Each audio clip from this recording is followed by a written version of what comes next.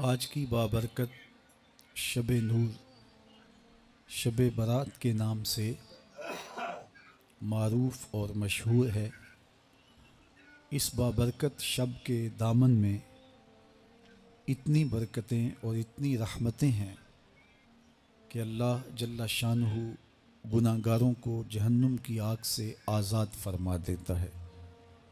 ام المومنین سیدہ طیبہ طاہرہ سیدہ عائشہ صدیقہ رضی اللہ تعالی عنہا فرماتی ہیں، ایک دن میں دیکھا کہ حضور میرے حجرہ میں نہیں ہیں، تو میں حضور کو تلاش کرنے نکلی۔ جنت البقیع میں آسمان کی طرف سر اٹھائے حضور اللہ سے التجائیں کر رہے تھے۔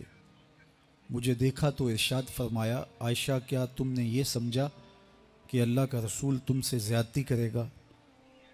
فرماتی ہیں میں نے عرض کی یا رسول اللہ صلی اللہ علیہ وسلم، میں یہ سمجھا شاید آپ کسی زوجائے محترمہ کے حجرہ میں تشریف لے گئے ہیں۔ فرمایا آج لیلۃ النصف من شعبان، شعبان کی 15ویں رات ہے، درمیانی شب ہے۔ اس رات کو اللہ تعالی جل شانہ آسمان دنیا پہ نزول اجلال فرماتا ہے اور قبیلہ بنو کلب کی بکریوں کے بالوں سے زیادہ لوگوں کو جہنم کی آگ سے آزاد کر دیتا ہے۔ قبیلہ بنو کلب عرب کا بہت بڑا قبیلہ تھا جو بھیڑ بکریاں پالتے تھے اور لاکھوں کی تعداد میں ان کی بکریوں اور بھیڑوں کے ریوڑ تھے۔ تو اس قبیلے کی بکریوں کے بالوں سے بھی زیادہ گناہگاروں کو جہنم کی آگ سے آزاد کر دیا جاتا ہے۔ تو یہ وہ بابرکت شب رحمت ہے، شب نور ہے، جس کے دامن میں اتنی برکتیں ہیں کہ کوئی محروم نہیں رہتا۔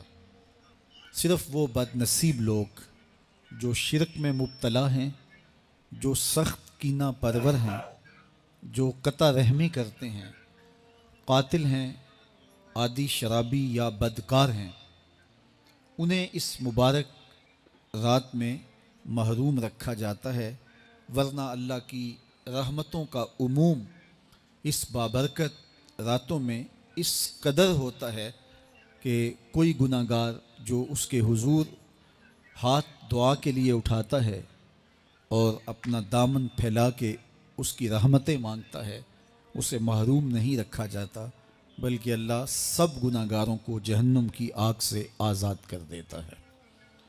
ایک روایت میں آتا ہے کہ اللہ لیلۃ النصف من شعبان، شعبان کی 15ویں رات کو آسمان دنیا پہ اپنی رحمتوں سے جلوہ گر ہوتا ہے اور فرماتا ہے کوئی رزق مانگنے والا، میں اس کی جھولیاں بھر دوں، ہے کوئی مغفرت طلب کرنے والا، میں اس کے گناہ معاف کر دوں، ہے کوئی مجھ سے عافیت مانگنے والا، میں اس کو عافیتوں سے نواز دوں، ہے کوئی فلاں چیز مانگنے والا، ہے کوئی فلاں چیز مانگنے والا، اس کی رحمتیں آواز دیتی ہیں، اور یہ آواز غروب آفتاب سے لے کر کے طلوع فجر تک مسلسل بندوں کو دی جاتی ہے، اور بندے اس کے حضور اگر دست طلب دراز کریں، اپنی جھولی پھیلائیں، تو اللہ تعالیٰ ان کو ان کے مانگنے سے بھی زیادہ عطا فرماتا ہے۔ اس امت کو اللہ تعالیٰ نے اس طرح کی راتیں دے کر کے مغفرت، بخشش، غفران اور رحمتوں کی فراوانی نصیب کی ہے۔ میرے حضور نے ارشاد فرمایا، ایک شخص صبح سے لے کے ظہر تک مزدوری کرتا ہے، اس کو ایک قیرات ملتا ہے۔ ایک ظہر سے لے کر عصر تک مزدوری کرتا ہے، اس کا وقت تھوڑا ہے لیکن اس کو بھی ایک قیرات ملتا ہے۔ اور تیسرا شخص عصر سے لے کر مغرب تک مزدوری کرتا ہے، اس کو 2 قیرات ملتے ہیں، جبکہ اس کا وقت دونوں سے کم ہے۔ فرمایا پہلی مثال یہود کی ہے، دوسری مثال نصارہ کی ہے، اور تیسری مثال میری امت کی ہے کہ اس کو تھوڑے عمل پر زیادہ ثواب دیا جاتا ہے۔ تو یہود اور نصارہ نے اس پہ برا منایا، تو حضور علیہ السلام نے فرمایا کہ اللہ نے ان کے اجر میں تو کمی نہیں کی، لیکن مسلمانوں کو زیادہ اجر دے دیا، تو یہ اس کی کرم نوازی ہے۔ تو یہ تھوڑے وقت کی عبادتیں اور چند راتوں کی بیداری اور مخصوص اوقات میں اللہ کے حضور عبادت و ریاضت ایک گناہ گار کو کہاں سے کہاں تک پہنچا دیتی ہے، اس کے گناہوں کی معافی کا ذریعہ بھی بنتی ہے اور درجات کی بلندی کا سبب بھی۔ دیکھیے لیلۃ القدر ایک رات 1000 مہینے کی عبادتوں سے بہتر قرار پاتی ہے۔ اسی طرح دیگر مواقع ہیں کہ اللہ تعالیٰ اس امت کے لیے رکھے ہیں، رحمت رب بہانہ می طلب، اور یوں بھی پڑھا گیا رحمت رب بہانہ می طلب۔ اس کی رحمتیں قیمت نہیں مانگتی اور اس کی رحمتیں بہانہ تلاش کرتی ہیں، تو وہ اپنے بندوں کو بخشنے پہ آمادہ ہے اگر وہ اپنا دامن طلب پھیلائیں۔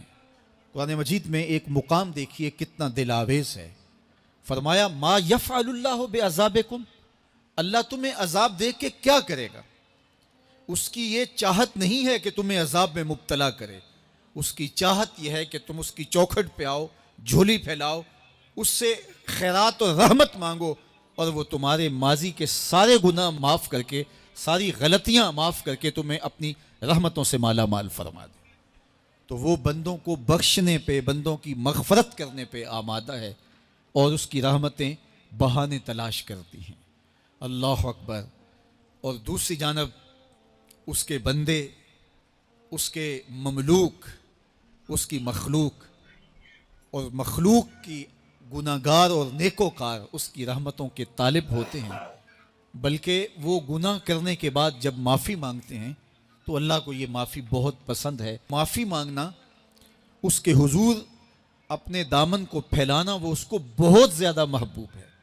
انسان کی فطرت کے اندر گناہ رکھا گیا ہے۔ آگ، ہوا، مٹی، پانی، یہ ان 4 چیزوں کا مرکب ہے۔ اس کے جو عناصر ہیں اس میں کبھی اعتدال قائم نہیں رہتا اور اس سے گناہ سرزد ہو جاتے ہیں۔ گناہ کرنے کے بعد بندے کا اس گناہ پہ اصرار کرنا، اڑ جانا، ضد کرنا، توبہ نہ کرنا اللہ کو یہ پسند نہیں، لیکن اگر اس سے گناہ سرزد ہو جائے تو پھر وہ توبہ کر لے تو اللہ کو یہ بہت زیادہ پسند ہے۔ جو اس سے ہو سکے نیکی وہ اللہ کے حضور پیش کرے، لیکن اس کے اندر جو شر رکھی گئی ہے، اس کے اندر جو قوتیں گناہ کی رکھی گئی ہیں، اس سے اگر اس سے گناہ سرزد ہو جائے تو پھر وہ اللہ سے توبہ کرے، اللہ کی طرف رجوع کرے، تو اللہ اس کی توبہ کو نہ صرف قبول کرتا ہے بلکہ اس کے گناہوں کو معاف کرتا ہے اور گناہوں کو بدل کے نیکیوں میں تبدیل کر دیتا ہے۔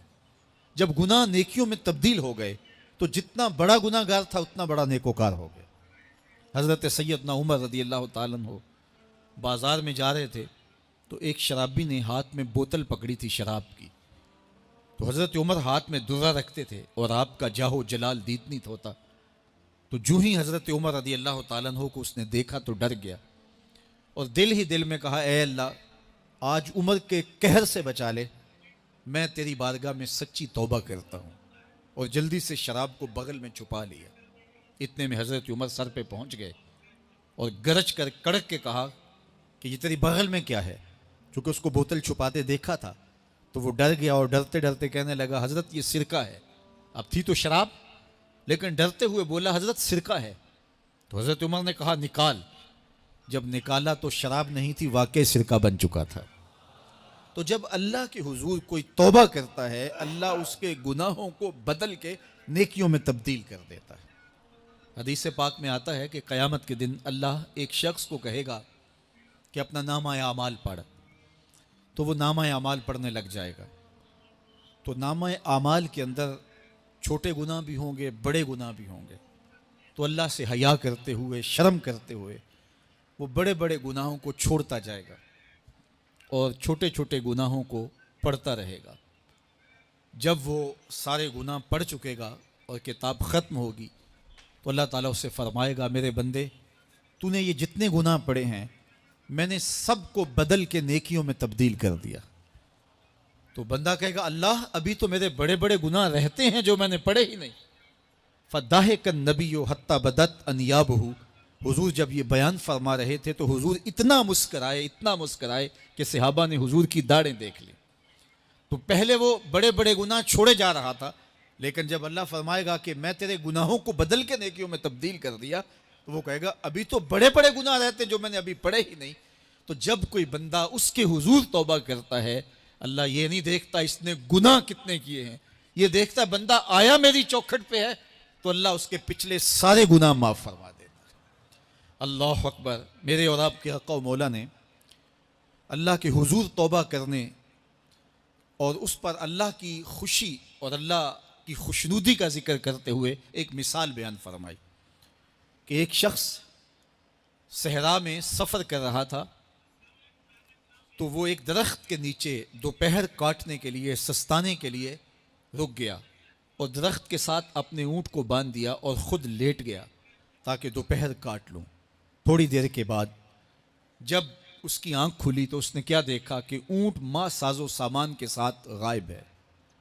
اب صحرا میں اونٹ کا گم ہو جانا گویا زندگی چلے جانے کے مترادف ہے۔ تو اس نے دائیں بائیں بھاگ دوڑ کے دیکھا کہ کہیں اونٹ کا نشان مل جائے، لیکن اونٹ کا نشان نہیں ملا۔ تا حد نظر کوئی انسانی آبادی نہیں۔ وہ بھاگا اور تھک ہار کے دوبارہ اسی درخت کے نیچے بیٹھ گیا اور پیاس سے ہلکان ہوا جا رہا تھا اور درخت کے ساتھ ٹیک لگا کے لیٹ گیا اور موت کا انتظار کرنے لگا۔ جن لوگوں نے صحرا کا سفر کیا ہے ان کو اس بات کا اندازہ ہوگا کہ کئی 100 میل تک انسانی آبادی ہی نہیں، اب نہ کچھ کھانے کے لیے بچا نہ کچھ پینے کے لیے بچا، اونٹ بھی غائب ہو گیا، توشہ بھی ساتھ ہی چلا گیا، تو اب ظاہر ہے سیدھی موت ہی نظر آ رہی ہے۔ تو وہ اس درخت کے ساتھ ٹیک لگا کے بیٹھ جاتا ہے اور موت کا منتظر ہوتا ہے۔ تھوڑی دیر کے بعد پھر اس کی دوبارہ آنکھ لگ جاتی ہے۔ جب دوبارہ آنکھ لگتی ہے تو تھوڑی دیر بعد پھر آنکھ کھلتی ہے۔ جب دوبارہ آنکھ کھلتی ہے تو دیکھتا ہے کہ اونٹ جو گما تھا ماں ساز و سامان کے اس کے پاس کھڑا ہے۔ تو صحرا میں اس حالت میں اونٹ کا مل جانا زندگی مل جانے کے مترادف ہے۔ تو وہ اتنا خوش ہوا کہ خوشی کی انتہا نہ رہی، بلکہ مسرتوں کے ہجوم میں درک گیا اور کہنے کیا لگا، اللہم انت عبدی و انا ربک، اے اللہ تو میرا بندہ اور میں تیرا رب۔ کہنا تو یہ تھا کہ تو میرا رب اور میں تیرا بندہ، لیکن مسرتوں کا ہجوم ہی اتنا تھا، خوشیوں کا ہجوم ہی اتنا تھا کہ زبان پہ قابو نہ رہا۔ کسی کے آنے سے ایسے ہوش اڑے ساقی کے، شراب سیخ پہ ڈالی اور بوتل میں کباب۔